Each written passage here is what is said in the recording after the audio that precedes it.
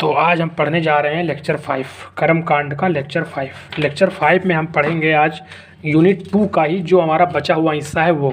अब जैसे हमने यूनिट 2 में लेक्चर 3 में हमने शौचाचार, दंत धावन विधि, तैलाभ्यंग विधि, स्नान विधि का बारे में पढ़ा था।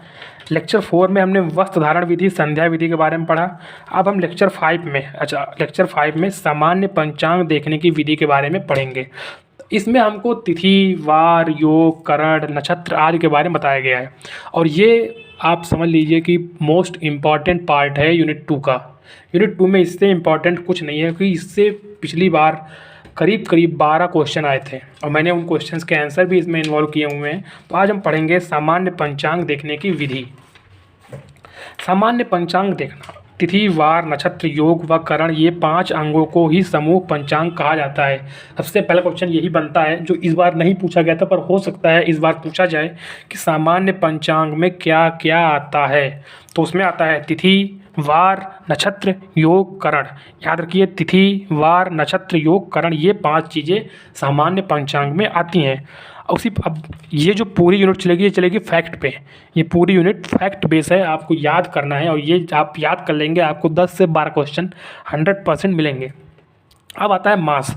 जो हमारा मास होता है, मास अर्थात महीना, जो हम मोस्टली जो हमारा हिंदू धर्म ग्रंथ है उसमें हम चंद्रमा के हिसाब से मास को विभाजित करते हैं 2 हिस्सों में, कृष्ण पक्ष में और शुक्ल पक्ष में। कृष्ण पक्ष और शुक्ल अर्थात मास में 2 पक्ष होते हैं, कृष्ण पक्ष और शुक्ल पक्ष, और ये दोनों अमावस्या और पूर्णिमा के आधार पे बटे हुए हैं।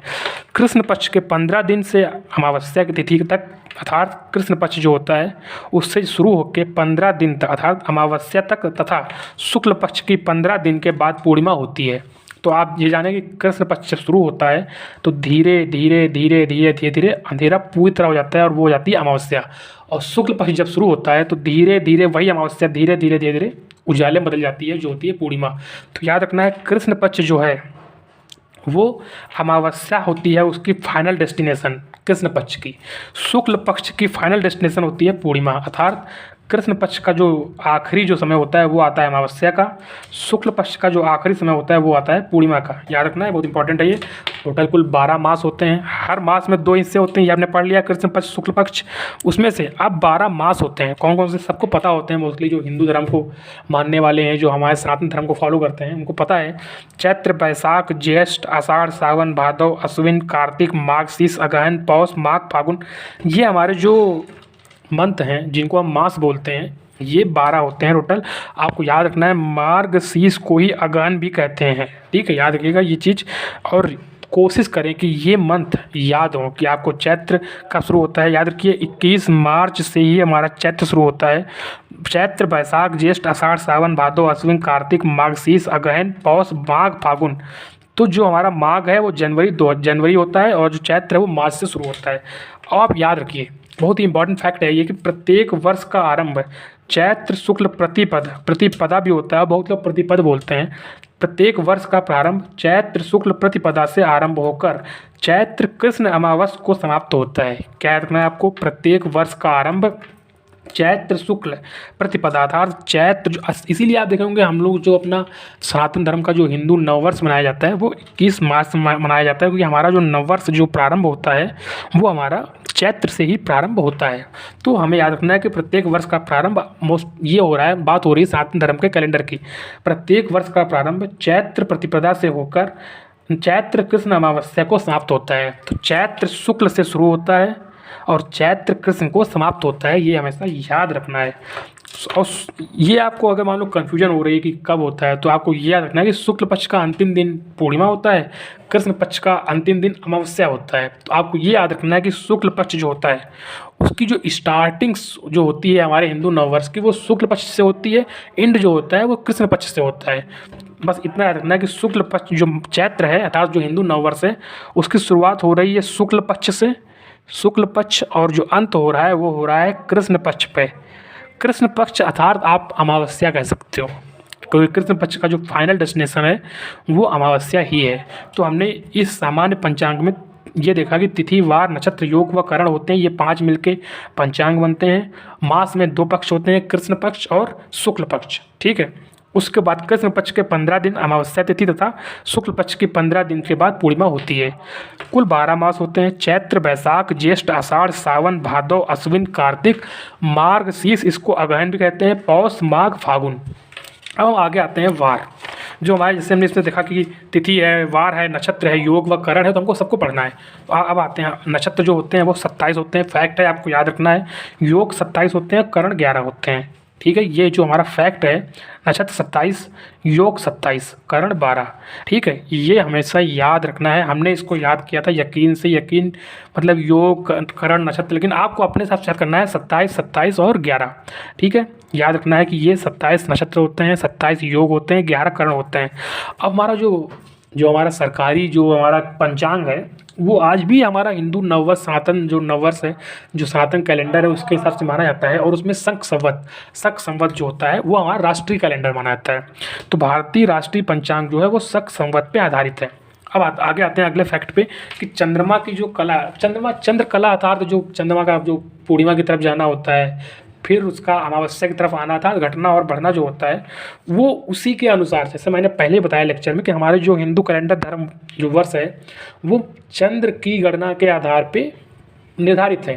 तो वही इसमें बताया गया कि चंद्रमा की कला के अनुसार ही दिनों की संख्या डिसाइड होती है। अब ये भी आपको पता है कि सूर्य व चंद्रमा के अंतर से ही तिथि का निर्माण होता है। अब पहली आपको ये चीज़ और याद रखनी है कि हिंदू जो पंचांग है, जो सनातन पंचांग है, उसकी 3 धाराएं हैं।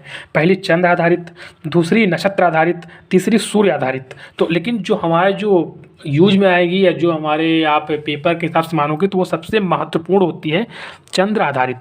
जो हमारी तिथियाँ हैं, मास हैं, जो हमारे पक्ष हैं, कृष्ण पक्ष, शुक्ल पक्ष, ये सारे चंद्रमा की गति के आधार पे डिसाइड होते हैं। अब हमको पढ़ना है अयन, कि जो अयन होते हैं वो अयन क्या होते हैं। तो अयन मोस्टली जो होते हैं वो नक्षत्रों के अनुसार होते हैं। वो जिसको हम बोलते हैं उत्तरायण या दक्षिणायन, जैसे हमारे जो खिचड़ी बनाई जाती है, खिचड़ी जो होती है मकर संक्रांति जो होती है वो उत्तरायण या दक्षिणायन के आधार पर बनाई जाती है, ठीक है। तो हमें अब पढ़ना है अयन। अयन क्या होते हैं? अयन 2 तरह के होते हैं, उत्तरायण या दक्षिणायन। उत्तरायण क्या होता है? जब सूर्य मकर राशि से मिथुन राशि तक भ्रमण करता है। 6 महीने हमारे यहाँ उत्तरायण रहता है, 6 महीने हमारे यहाँ दक्षिणायन रहता है। कर्क राशि और धनु राशि का प्रयोग होता है दक्षिणायन में, और मकर राशि और मिथुन राशि का प्रयोग होता है उत्तरायण में। तो क्वेश्चन ये नहीं आएगा, क्वेश्चन ये आएगा कि अयन कितने प्रकार के होते हैं। अयन 2 प्रकार के होते हैं, उत्तरायण और दक्षिणायन। आपको ये भी याद रखना है कि प्रत्येक साल में 2 अयन होते हैं, उत्तरायण, दक्षिणायन। और इन 2 अयनों की जो राशियाँ होती हैं उनमें 27 नक्षत्र भ्रमण करते रहते हैं। राशियाँ अर्थात जो हमारी और आपकी राशि हैं, कर्क राशि, मकर राशि, कुंभ राशि, मेष राशि, मिथुन राशि, मकर, धनु राशि, इन्हीं सब राशियाँ जो होती हैं वो इन्हीं राशियों के अंदर जो टोटल 27 नक्षत्र हैं, जो आपने ऊपर पढ़ा था कि नक्षत्र 27 होते हैं, वो 27 नक्षत्र इन्हीं राशियों में एक से इधर से उधर, उधर से इधर आते रहते हैं एक अयन के अंदर। तो 2 अयन होते हैं, मतलब 6 महीने उत्तरायण में यह नक्षत्र जाते आते रहते हैं और 6 महीने दक्षिणायन में नक्षत्र ऊपर नीचे आगे पीछे जाते रहते हैं। अब ये जो हमारी जो क्रिया है पूरी 12 मास का 1 वर्ष व 7 दिन का 1 सप्ताह, इसका जो प्रचलन हुआ है, ये जो हमारा ग्रेगोरियन कैलेंडर है, जिसको हम माया सभ्यता के आधार पे मानते हैं, जिसको अंग्रेज मानते हैं, या जिसको आजकल हमारा जो अंतर्राष्ट्रीय नियमावली है उसमें माना जाता है, वो हमें ऐसा प्रतीत होता है कि जो हफ्ते हैं, सप्ताह हैं, महीने हैं, ये उनकी देन है। लेकिन ऐसा नहीं है। हमारा जो विक्रम संवत है उसने सर्वप्रथम सप्ताह और महीने का वर्णन किया गया है कि एक साल में 12 महीने और 12 और जो एक हफ्ता है या एक सप्ताह है उसमें 7 दिन, ये विक्रम संवत ने सर्वप्रथम हमको बताया है। आगे आते हैं, अब हमको थोड़ा सा उत्तरायण, थोड़ा दक्षिणायन के बारे में पढ़ लेना चाहिए। उत्तरायण में क्या होता है? ये शुभ दिन होते हैं, जो हमारे यहाँ जो शादी बारात होती हैं, जो शुभ कार्य होते हैं, हम कहते हैं कि नक्षत्र डूब गए या ये हो गया, हो गया, तो वो चीज़ें इन्हीं के आधार पे डिसाइड होती हैं। तो हमें उत्तरायण जो होते हैं वो अच्छे दिन माने जाते हैं, अर्थात देवी देवताओं के जो शुभ दिन होते हैं, जो दिन होते हैं। जैसे उत्तरायण को कहा जाता है कि जब हमारे विष्णु जी जो होते हैं, जो हमारे जिनके जो कहते हैं कि इनके शेष नाग के ऊपर जो विराजमान है, तो वो जो विष्णु जी होते हैं वो जागते हैं, तो वो जो 6 महीने होते हैं उनको बोलते हैं उत्तरायण। और जब हमारे देवी देवता सोते हैं तो उनको बोला जाता है दक्षिणायन, ठीक है। तो उत्तरायण और दक्षिणायन ये 2 होते हैं। उत्तरायण देवी देवताओं का दिन होता है, शुभ कार्य भी इसमें होते हैं, दिन लंबा होता है, रातें छोटी होती हैं। अब सिंप्लिसिटी बता दूँ, इसमें शिशिर, बसंत और ग्रीष्म ऋतु आती है। और जो दक्षिणायन होता है उसमें देवताओं की रात्रि होती है, रातें लंबी होती हैं, अर्थात जो खूब ठंडी भरे दिन होते हैं, शुभ कार्य निषेध होते हैं। इस दक्षिणायन में भी कुछ दिन ऐसे होते हैं जो शुभ माने जाते हैं, अन्यथा मोस्टली दिन निषेध माने जाते हैं। और वर्षा, शरद व हेमंत के दिन इसमें गिने जाते हैं। तो आज हमने इस पूरे उसको पढ़ लिया है। आपको ये जरूर याद रखना है नक्षत्र योग करण के बारे में, और हिंदू पंचांग की 3 धाराओं के बारे में, अयन कितने प्रकार के होते हैं ये याद रखना है।